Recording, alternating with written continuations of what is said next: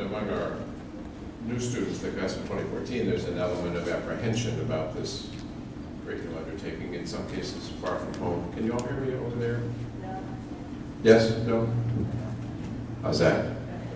Okay. Am I okay over here? Good. And among your parents, there's a different set of concerns, I'm sure. I know how you both feel. I'm an educator by trade, so I've observed this rite of passage for 30 years.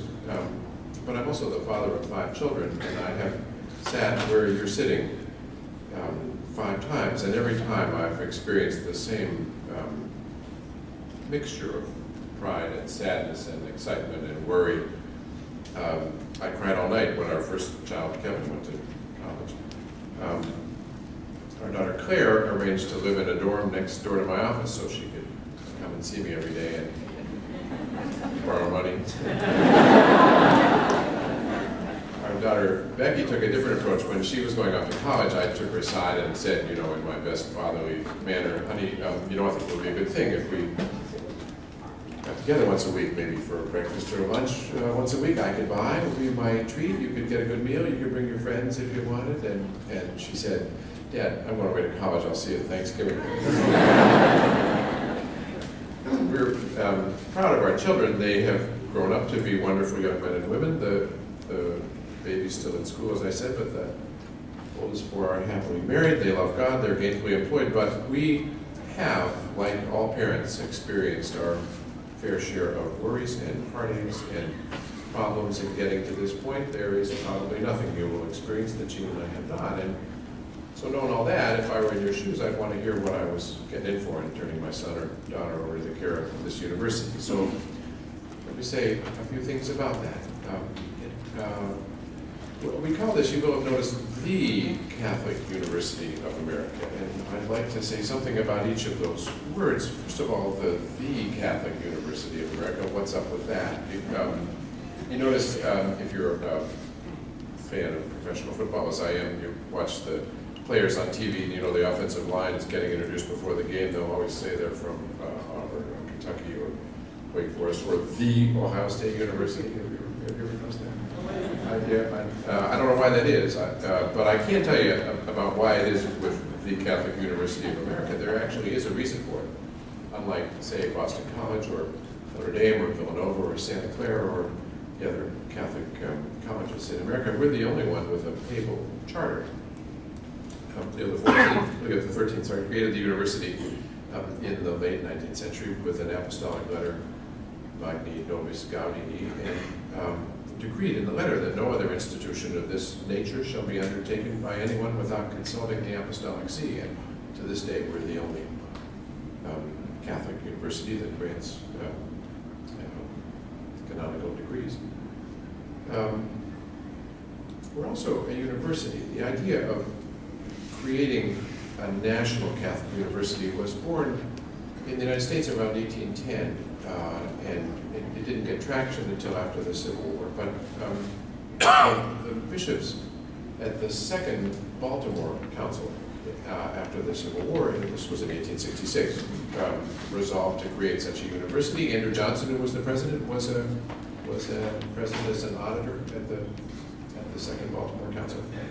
What they had in mind at the time, and what they eventually created, was a university. They had in mind a university like, well, they said, like Louvain in Belgium, a Catholic university suppressed during the French Revolution, but then recreated. It was the home of Erasmus and Mercator and Vesalius and intellectuals like that.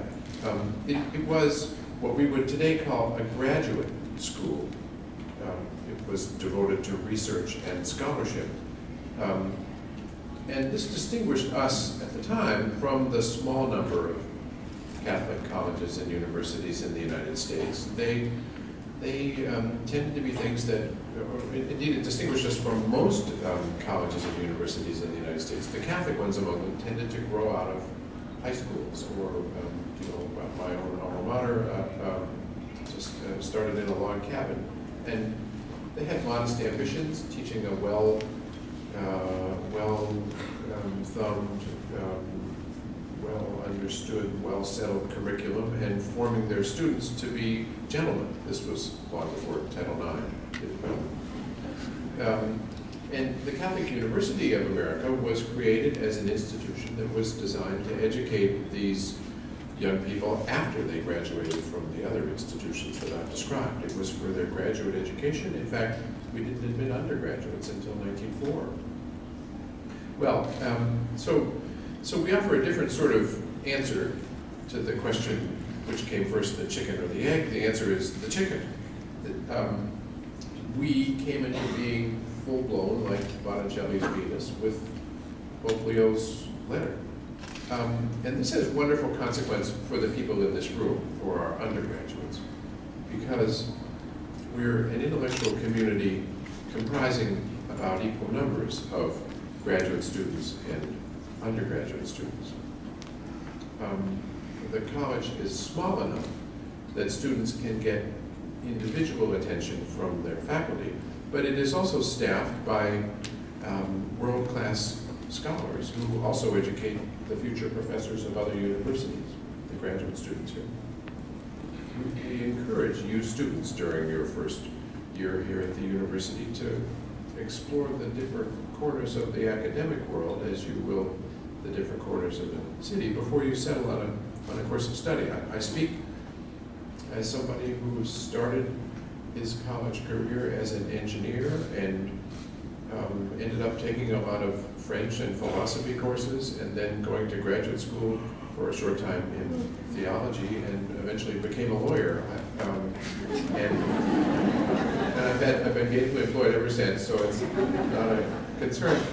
Any part of a liberal education is a benefit to an inquiring mind. So look around, get to enjoy the curriculum and our faculty as well as our city. So we are then one of America's great universities, the Catholic University, but we're also, as our name indicates, the Catholic University of the United States. This is not, as it is at some schools, a vestige of our founding, like the names of some cities, Los Angeles, San Diego, Bethlehem, Providence. It's integral to who we are. Our motto, if you look on our coat of arms, on the hats or on the signs around here, or on shirts that students wear, the motto says, Deus lux mea est. It means God is my light. Because we believe that the work of a university, the search for truth and beauty, is something that's done in the dark if it's not illuminated by the light of faith. You notice the echo of Psalm 27 in our motto, the Lord is my light and my salvation. You know that one. The psalmist goes on to say, one thing I ask of the Lord, this I seek, to dwell in the house of the Lord all the days of my life, to gaze upon the beauty of the Lord and seek him in his temple.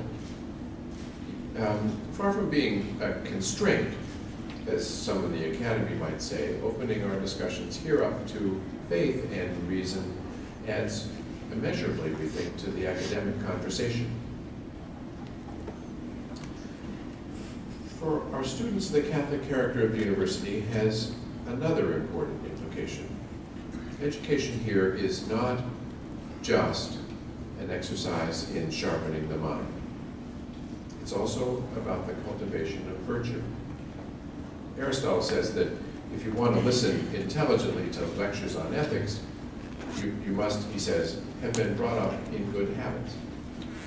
The particular goals that we want to seek, he says, are illuminated by our character or our moral orientation. Virtue, Aristotle says, makes us aim at the right mark, and practical wisdom makes us take the right means. The cultivation of virtue by our students is, we think, a collective effort.